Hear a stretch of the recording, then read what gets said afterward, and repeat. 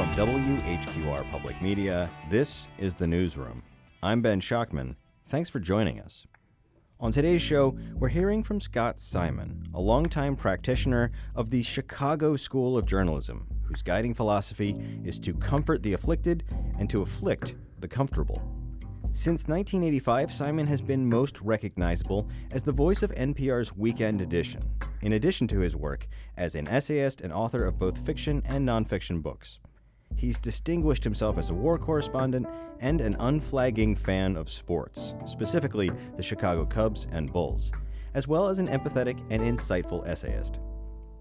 Last month, Simon spoke to a capacity crowd at WHQR's annual luncheon, and in just a moment, we'll hear his opening remarks as he takes stock of where journalism is today. And later in the show, we'll share our own interview with Simon, where we pushed a little deeper into the conversation about the state of news, and, to use a metaphor I think Simon would appreciate, talked a little inside baseball. But first, here's Simon from our event last month.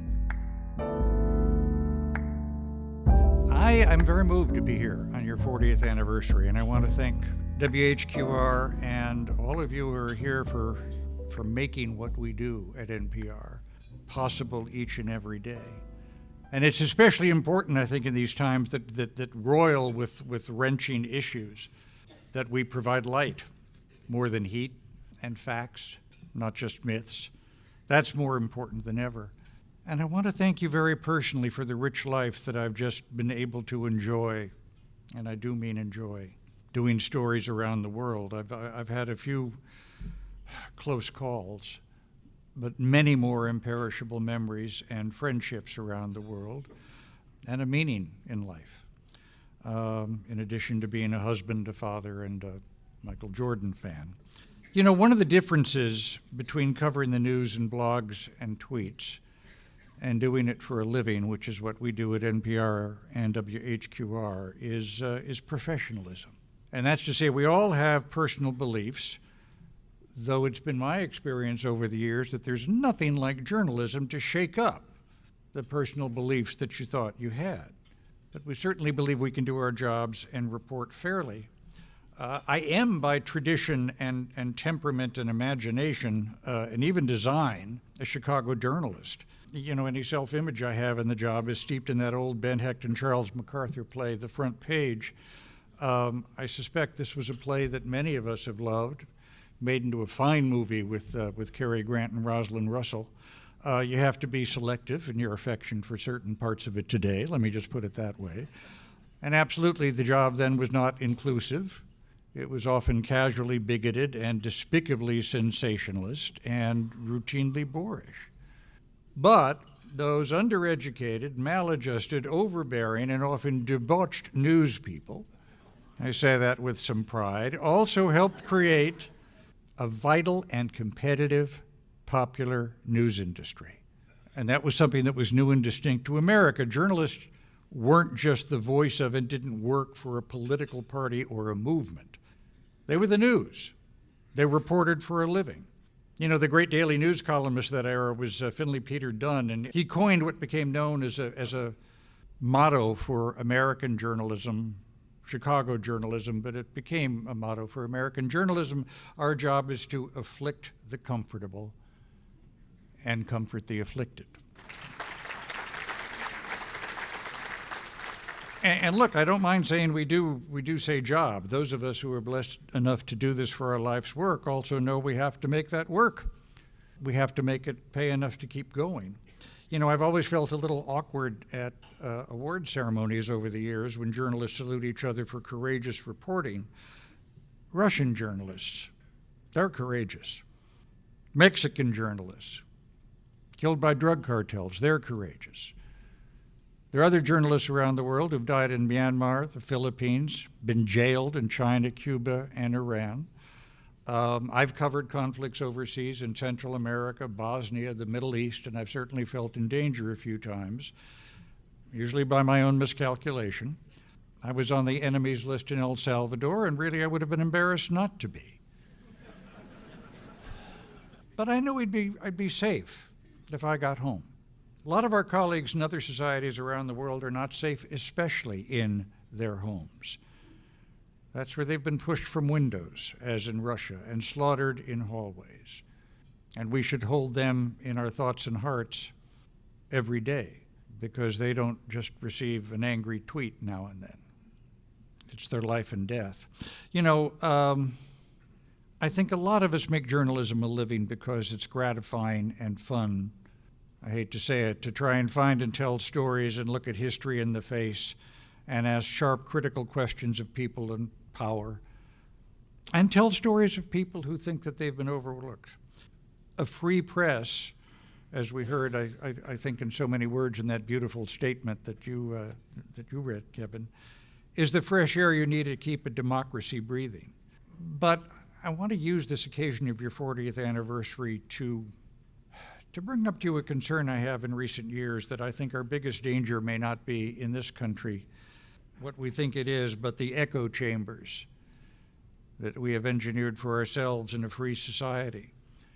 The fact is, people can now choose any news they want. They don't have to disturb themselves with a story or facts or opinions that might chance to upset their view of the world.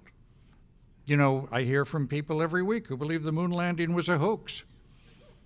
They send me videos to support that view.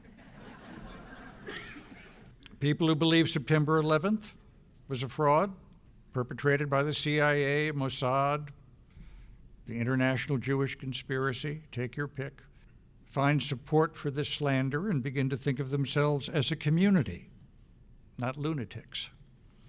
People who chant blood and soil, an old Nazi slogan on the soil of the United States, which has been nourished by the blood and the lives of people from all over the world, can now form their old kind of e-world, sealed off from real humanity. Millions of good and conscientious Americans now fill themselves with the news they choose that nourishes only the views they already hold. And I'm afraid, in a way, it's a return to those times when political movements and parties sponsored newspapers.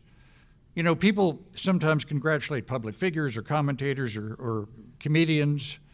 My father, as many of you may know, was a comedian. People meaning to compliment me will say, "I'm sure he spoke truth to power." My father told mother-in-law jokes, which I guess in a way is speaking truth to power, but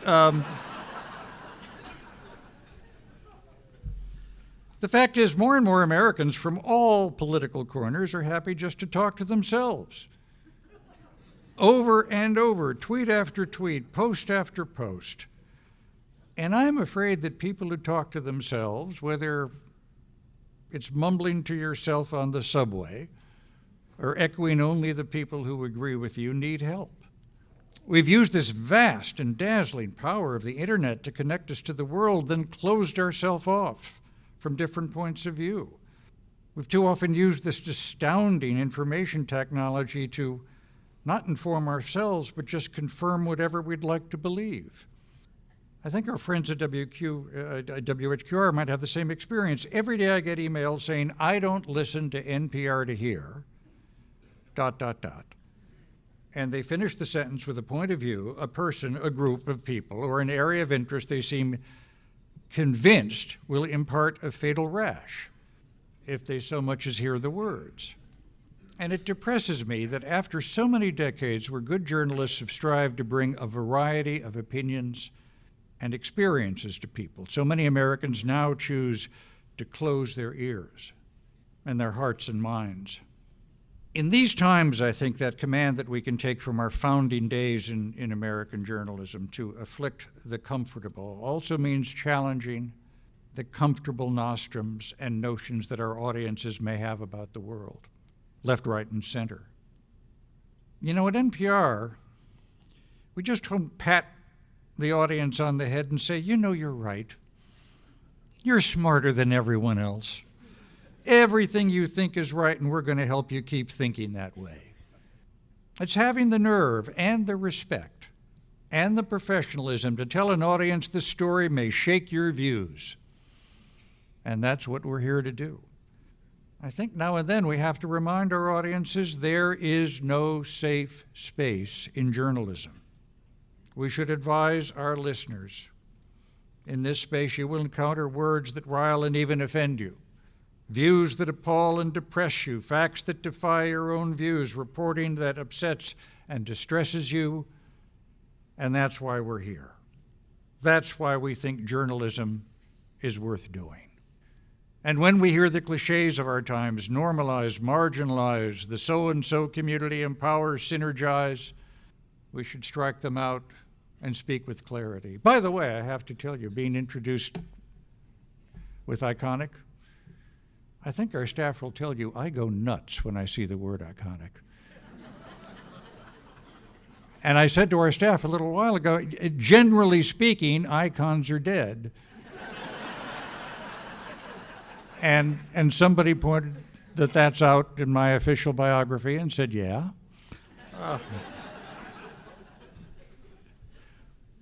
When the powerful in a society bully and slur, we should strike back with civility, and when they lie, we have to correct them. This is a tough business. It should be. The stakes are real. In journalism, we put a hand on events that can affect elections and reputations and life and death sentences, and events large, small, and enduring. But we should make a pledge to remind the public we are in journalism, not the academy or a yoga workshop or a Zen monastery.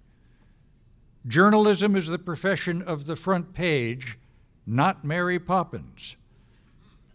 It should and can be accomplished with civility and decency. But journalism is also rough and tumble. It's a contact sport, not a Montessori kindergarten.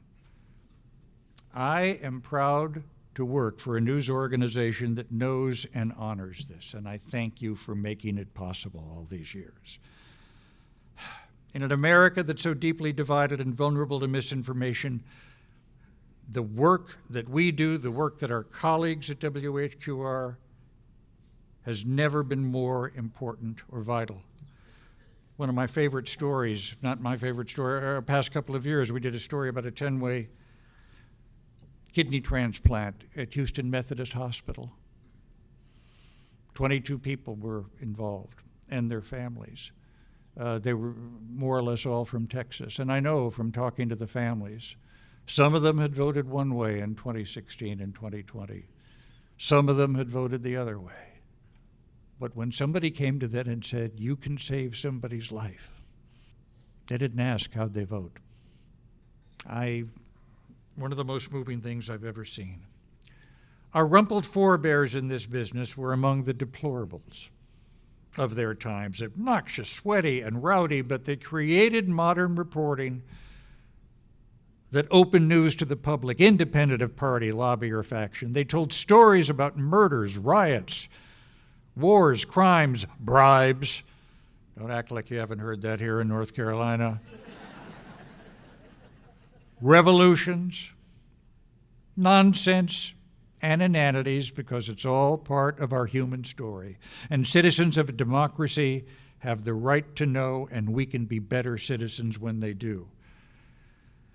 Journalists are not descended from timorous tribes of people who cringe at criticism or shudder at second-guessing from a president, from politicians, or even our own public.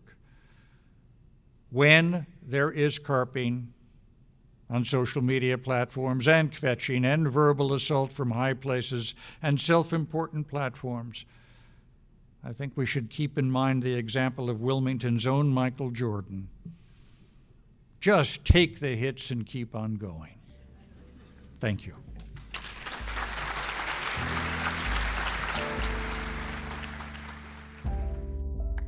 That was NPR's Scott Simon speaking at WHQR's annual luncheon that we held last month. If you want to hear more, including a Q&A with the audience, you can find that on our show page at WHQR.org. Coming up after a quick break, we'll hear more from Simon as he sat down with us for a one-on-one interview. I'm Ben Schockman. You're listening to The Newsroom. Stay with us.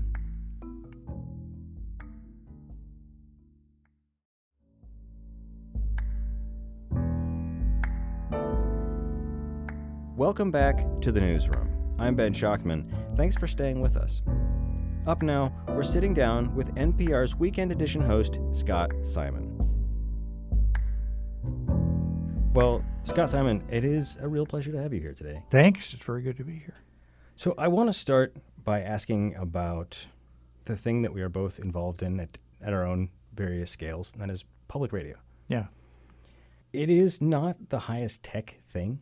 It's not the newest thing. It is not the shiniest Cybertruck on the block, but Yeah. it does seem to have some staying power. Yes. And I'm curious what you ascribe that to. You know, this is going to sound very low level, but it's good company. I think it becomes part of everyone's life. It's people who turn it on in the morning, people who get up to hear our show on Saturday. I obviously heard from them for years now. I think it's good company. Do they want to know what's going on in the world? Yes, absolutely. And do they find out? Yes, absolutely. But I think it's good. It's companionship. It's something that is good to have in your life. And as with all great friendships, it contains many vicissitudes and many different shades and stories that are unpleasant, but things that you need to hear. Stories that are just fun and help pick you up, and stories from all around the world. It doesn't put us into a small niche. It is good company. You use the word vicissitudes, which reminds me of how it's different than TV news. That I said vicissitudes? Yes, Yeah. that you would go that deep into a vocabulary bench. Yeah, and I'm sometimes sorry about that because I really, as our staff will tell you, I hate these kind of bromidic New Age cliches, putting community on the end of everything, referring to any kind of change as an inflection point. It's insufferable. Yes, right. Thanks very much. It is, and it more to the point sort of has a kind of academic insularity about it that I think it shuts off for many people. I have no problem, however, using a word like vicissitudes. I think people either know it or they kind of know it from the context. And it's not nomenclature. It's not techno-speak. No, and that's what I think is bad. I think what is good about the style of public radio is that it's easy to parody but hard to disagree with, that it's important to tell people what is really happening in the full complexity of the way it exists in the world. Yeah. No, and by the way, I mean, I could be, I don't want to go too far with this, but I think the fact that it's easy to parody is actually positive. It means that we have an identifiable kind of personality that communicates across various people. And look, branders would die for that, wouldn't they? And we have that. And I think, look, and nobody, it's been my experience, I imagine it might be the same around here, nobody makes more savage fun and parodies what we sound like more than we, those of us who are responsible for it. Yes. I certainly can take off at a moment's notice into saying, oh, that is so NPR and that sort of thing. I will sometimes be in the car with my wife and a promo for a show will come on with my voice, and she will just look at me and go.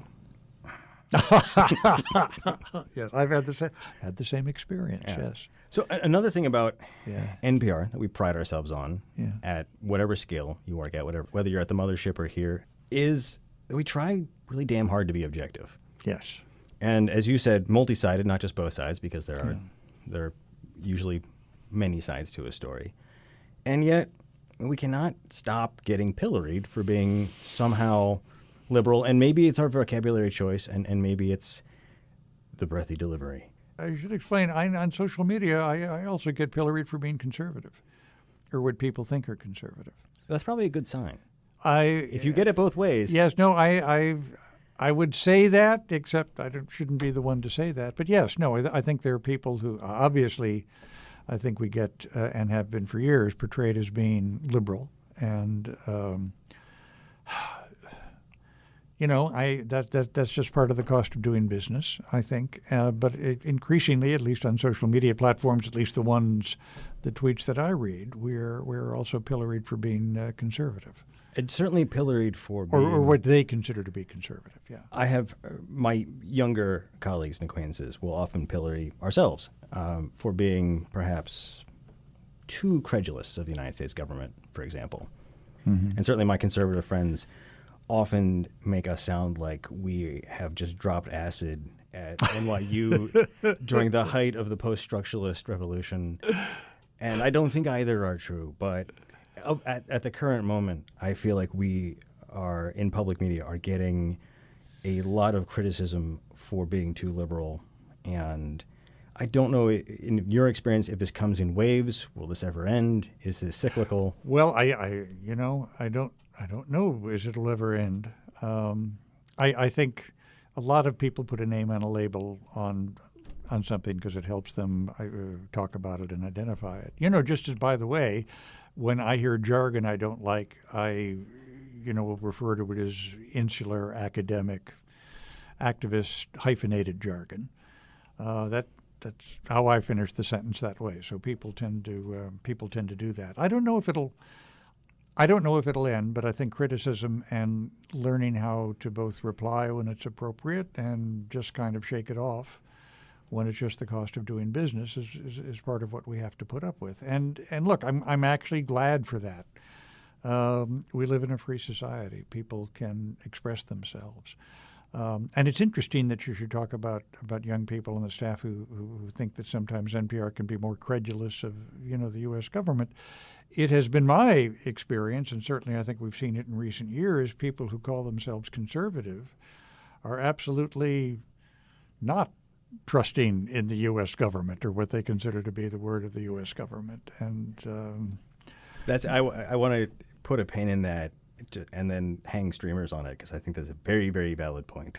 And I think the anti-government flavor of the Tea Party, now ratcheted up on crack and steroids, that we see makes it a little more difficult to identify what the traditional conservative position and what the traditional liberal opinion might be. The first few times I heard the phrase deep state, it was used by people on the left to describe what they felt as the military security establishment, the deep state, that no matter how the election went, the deep state would keep control. Now, obviously, you hear it used by people who would say that they're on the right. A related question to the idea of political bias is just, I think, an evolving sense of how much informed opinion can be part of the news. You are famous for your essays, which sometimes have opinions. Or yeah, they do, but I leave room for other kinds of opinions. I very carefully crouch my language. I think I went over the line, and I don't mind it, when it came to Bosnia. That's an extraordinary set of circumstances, I think. Yes, you and when it comes to the Chicago Cubs. Yes, and you weren't a huge fan of Eminem. No, yeah. But I mean, I wouldn't call you, anywhere near the same category of a talking head or an opinion radio shock jock. Oh, no, not at all. Yeah, no. I don't think I could make that stick.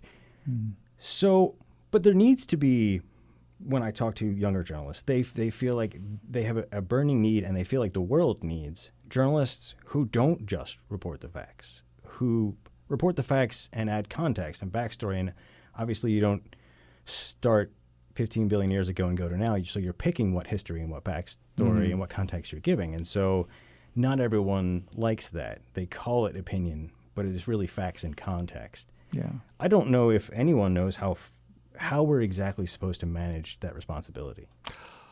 Well, I don't either. And when you talk about content and backstory, as you point out, I mean, where do you begin? I don't know the answer to that, except I think it's probably not arbitrary. And context and backstory are obviously important. I also think it depends on where you stand in a breaking news situation. If a plane crashes, the first thing you say is that it fell out of the air. I don't think you're in a position at that moment to say, because of mistakes in the production line that have been, or else you'll make a mistake that, could be, you might have to retract. And unfortunately, it has already had a real effect in the lives of many. I mean, I think of something like the other factor here is I think of things like global warming, where many major news outlets have decided we are no longer going to debate the 0.1% of scientists who don't agree with this. And some moral issues, to your point. A saying I heard when I was young is, we do not give 6 minutes to the Jews and 6 minutes to the Nazis. Mm-hmm. So there are some bright line issues where I see young journalists struggle, where I struggle, to be honest, is which are the newest bright line issues. Does that make sense? I have actually covered Nazis. The American Nazi Party wanted to march through Skokie, Illinois, famous case. One of the first protracted pieces of reporting that I did for NPR. Those guys are actual Nazis. They weren't just hateful figures that you would call Nazis. They swastikas and Sieg Heil and that sort of thing. And we would occasionally put what they said on the air about Jews. And I would tell you that that was necessary for people to actually hear it being uttered. I mean, I will never forget being at a march that they ultimately had on the southwest side of Chicago in a public park called Marquette Park. And you had people in the crowd, and not just one or two, scores of people shouting, Sieg Heil, Sieg Heil. And I would tell you it was important to have that on the air for people to hear it. Nowadays, you might hear people say, well, why give them airtime? And I don't have a facile answer for that, except to say I think we made the best decision that we did at that particular time. And I think when it is really expressive of something that's happening in a news story, you need to do it.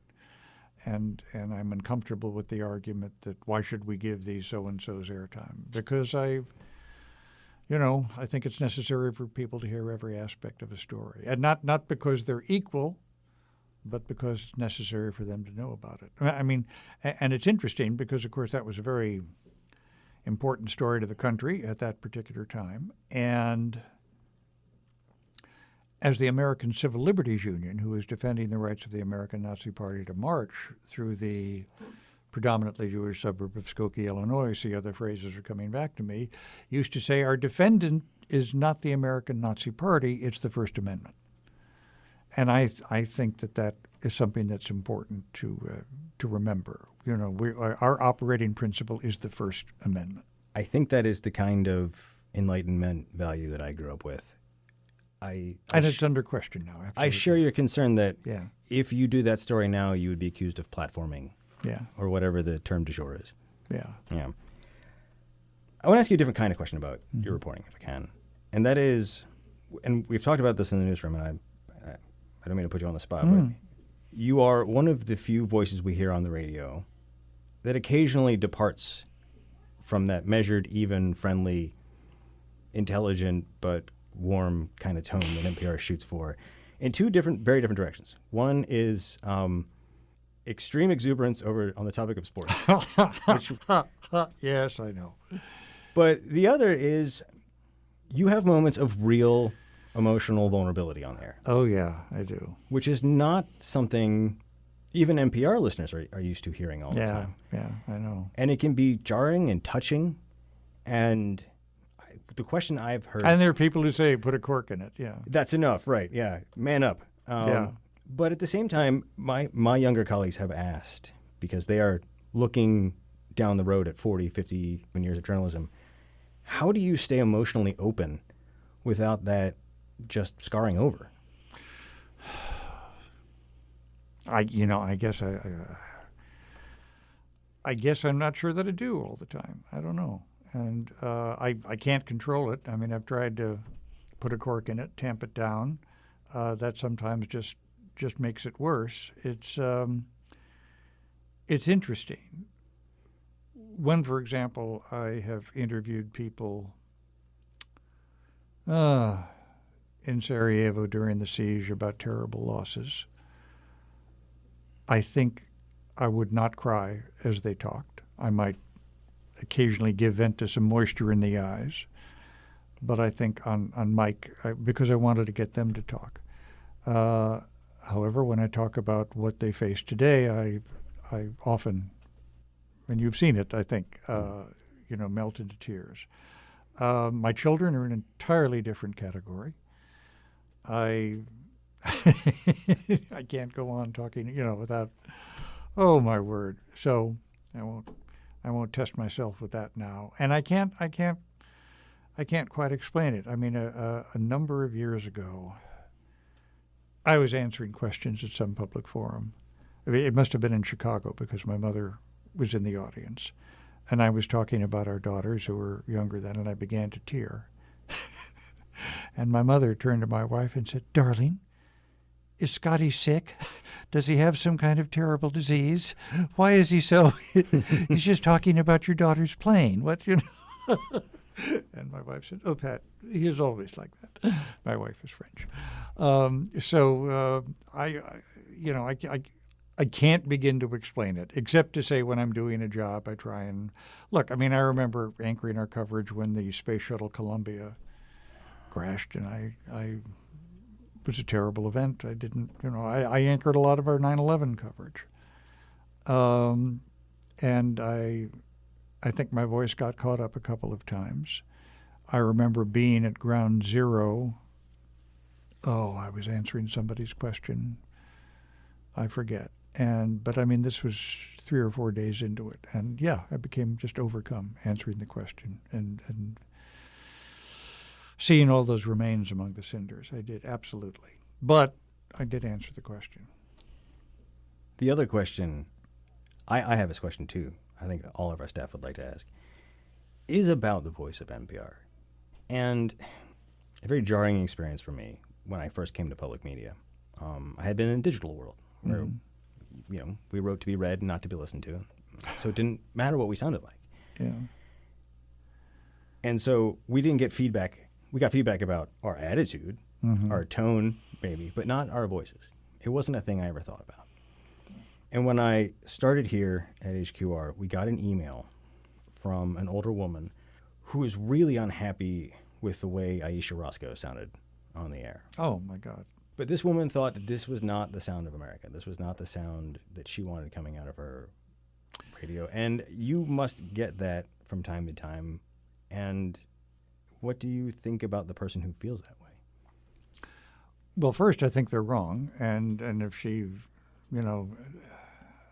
if she doesn't like Aisha's voice, I would suggest she listen to her and change her opinion. I think listening to her and hearing Aisha's warmth and humor and the way she engages with people, I think she'll be converted. And if not, okay, keep your tote bag, and thanks for listening. There are people who can't stand my voice, and I'm not in a position to say they're wrong. I mean, Bob Edwards had a great voice. Late Bob Edwards, God rest his soul. My friend Robert Siegel, a great voice. Lynn Neary, who was on NPR for years, absolutely a great voice. Susan Stamberg still has a great voice that expresses such character and mirth. I think that is the word I want, come to think of it. So many great voices. I don't have one of those. People trying to be nice to me will say, "Oh, you have such a nice voice." I don't. I mean, there are many people just at NPR who have much better voices than I do. I got to live with it at this point. All right. Well, we need to take a quick break, but we'll have more from our interview with Scott Simon in just a minute. I'm Ben Schockman. You're listening to The Newsroom. Stay with us.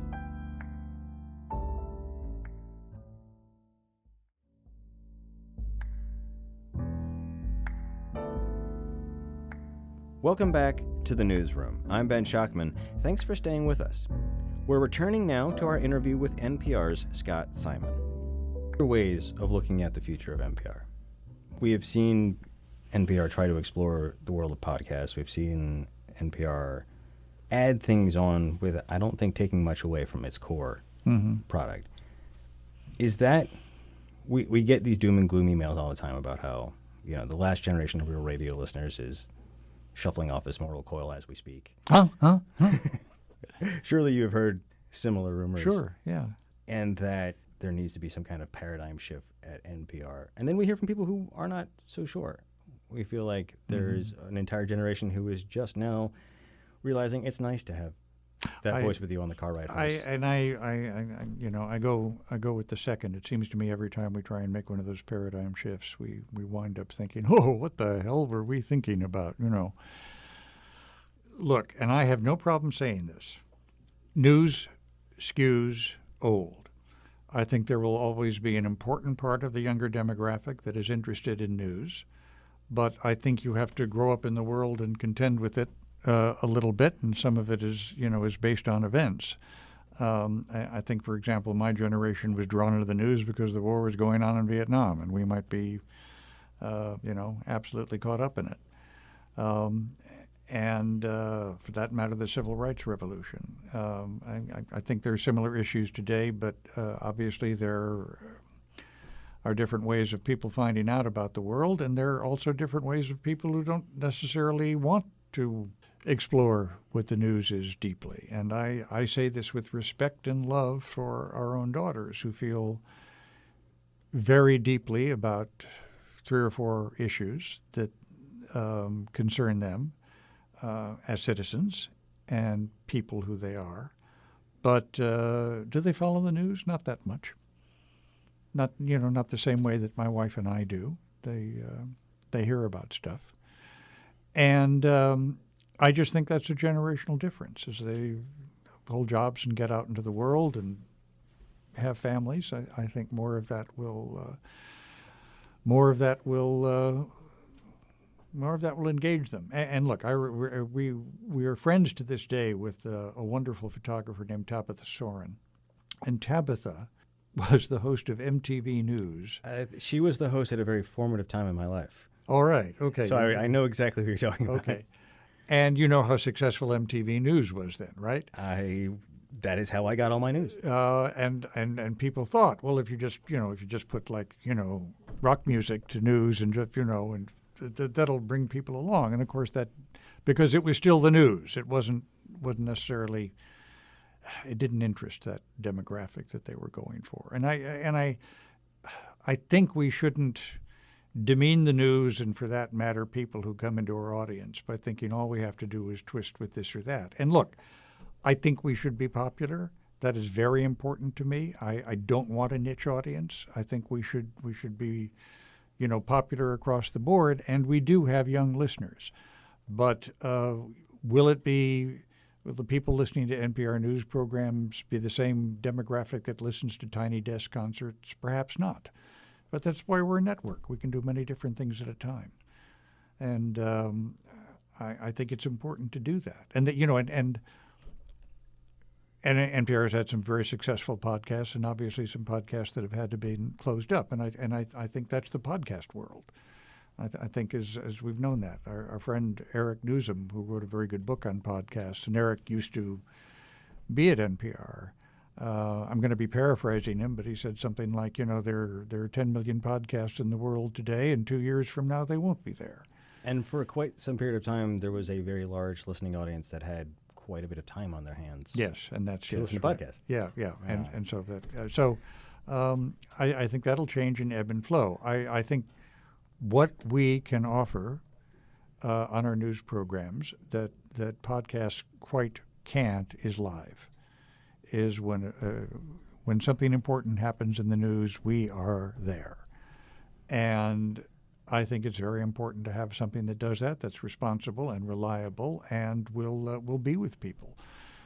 Even and especially when there's breaking and unfolding news, we have to repeat ourselves. If you just joined us, to those of us who are listening, and I happen to like breaking news, and God forbid, even though we sometimes have to throw some wonderful pieces overboard, when something terrible happens in the world, and we host breaking news, I feel energized and uplifted, because I think it's one of the most important things that we can do for people, and that's something we don't have in podcasts right now. The sensation of a situation involving itself in real time, and we can bring people along in that. And I think there is always going to be a future in that. You were talking at the luncheon about the hard scrabble roots of Chicago journalism, journalism in general. I'm a local journalist, so we still have some of that, warts and all, I would say. Yeah. And we always hope that you don't have to sneak it inside a platinum package or gamify it, or that just good damn reporting will get through to somebody. Yeah, I think that's true. Somebody just, speaking about what's happened and telling us the story insofar as we can discern it, I think that has, forgive me, enormous dramatic value. And I think that's one of the important things we can do. I hope so. Yeah, I hope so too. I hope so too. Wait. Time will tell. You know what? It's not that, as cliches go, it's a good one, though. Yeah, it's fine. You know what? Yeah. That's good. All right, so my last question for you is, during the luncheon, someone asked you how your optimism was doing. Yes. If I can impose upon you to take a second crack at that. All right. Yeah, because I kind of dismissed it by talking about the Cubs, and I'm actually very You've reported on about politicians for too long. You've learned a few tricks. Yes, absolutely. That's a good one. I wish I could give a really hopeful answer about where our politics seem to be at this point and where national life seems to be. And as I think I did say at the luncheon, because, of course, my wife is French, and so we have a kind of foot in French events, too. It's not just the United States. It's all over the world. You have a far-right party taking a huge chunk of the government in Germany. Yes. For the first time since the last time. Since the last time. It happened in Italy. They are scoring big numbers in France at this particular point. So it's happening all over. I am optimistic about individuals that I encounter all over the world who are doing something important and not, in a funny way, letting that get in the way. I also talked at the luncheon about a story we did at Houston Methodist Hospital. Been, I guess, about a year and a half, 10-way kidney transplant. And this is a chain transplant, one to the other, to the other, to the other. And these were all people from the vicinity in Texas. And we interviewed most of them. It was simultaneous operations, so we spent some time with them the night before. I'll add parenthetically, so I went into this young couple. She was donating part of a kidney to someone who she wouldn't meet for a few days later who could use it. And, and nervous, what's going to happen. And they'd been through a lot. And her husband was wearing a Houston Astros cap. Maybe I don't need to explain the Astros got caught up in a World Series cheating scandal where they beat on garbage drums to send signals of what pitch was coming. So I said, look, I know this is an important and emotional night, but can we ask you some questions? And he said, well, yeah, you can ask. I don't know if I have any answers. And I said, because he had the Astros cap on, I said, well, I tell you what, I'll ask you the question, then I'll bang on this garbage can to tell you the answer. And he just laughed and laughed and laughed, and we became good friends after that. All of which is a way of saying getting to know the families. I know that some of them voted one way in 2016 and 2020, some of them voted the other. But when doctors came to them and said you could save somebody's life by donating a kidney, they didn't ask that question. I said, sure. Yeah. What do we do? And that yes, that kind of thing keeps me going. I think there's still a lot of generosity and a sense of purpose out there. And I like to think that at some point our political system and our politics and our public profile are going to rise to meet it. I certainly hope so. I had a journalism professor 25-odd years ago who said that journalism had made him love people and deeply hate humanity. And I don't think you're that cynical. I don't think you're that cynical. No, I'm not that. I'm not that cynical. But I guess I'm on a knife's edge that way. No, I mean, I've been blessed to meet people all over the world doing extraordinary things. And I do want to close with that sentiment that you shared today, that a greater risk maybe than, some kind of resurgent World War II style fascism would be that we all just die alone in our silos. Yeah.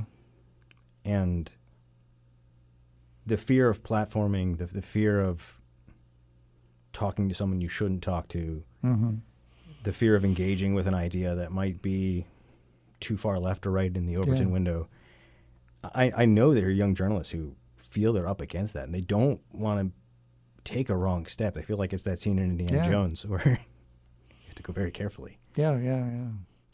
Look, and I'm at a different point in my career. I can maybe take some chances that I think young journalists think they can't. And I don't even know that. I hear from people on social media platforms, I've had it with you, Scott Simon, because you interviewed J.D. Vance. You've been canceled. I've seen it. Yes, yeah, absolutely. And I don't know what to say. Look, I next to the luncheon that we had for your 40th anniversary, I sat next to a woman we know who is with an adoption group. Both of our daughters happen to be adopted. And every week I hear from people who, every week, every few days, I hear from people who are opposed to international and interracial adoption, not who you might think they are.